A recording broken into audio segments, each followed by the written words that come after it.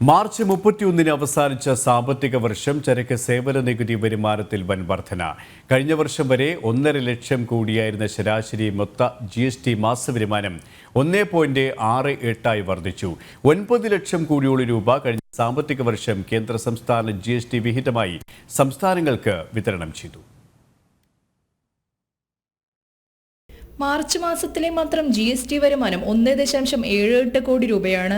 2023 March മാസത്തിലെ വരുമാനത്തേക്കാൾ 11.5% വളർച്ചയാണ് രേഖപ്പെടുത്തിയത്.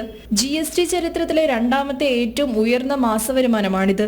20,18,000 കോടി രൂപയാണ് 2024 മാർച്ച് 31 അവസാനിച്ച സാമ്പത്തിക വർഷത്തെ മൊത്ത GST വരുമാനം.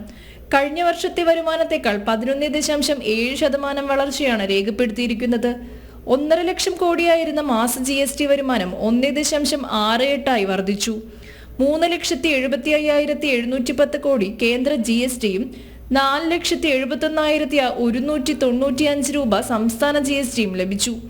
10,26,790 കോടിയാണ് IGST.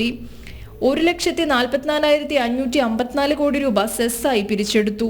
4,87,039 കോടി കേന്ദ്ര GST വിഹിതവും 4,12,028 സ്റ്റേറ്റ് GST വിഹിതവും സംസ്ഥാനങ്ങൾക്ക് വിതരണം ചെയ്തു. സംസ്ഥാന GST വരുമാനത്തിലും വിതരണത്തിലും യഥാക്രമം 15%, 13% വർധനവുണ്ടായി. പണപ്പെരുപ്പം പിടിച്ചു നിർത്താനാകുന്നതും രാജ്യത്തിന്റെ മൊത്തം ഡിമാൻഡ് വീഴ്ച വരാതെ സൂക്ഷിക്കാനാകുന്നതും സാമ്പത്തിക രംഗത്ത് ചലനങ്ങൾ സൃഷ്ടിക്കുന്നുണ്ട്. വ്യാവസായിക വാണിജ്യ രംഗത്തെ അനുക്രമ വളർച്ചയുടെ മാനകമാണ് GST വരുമാനം. ന്യൂസ് ഡെസ്ക്, ജനം.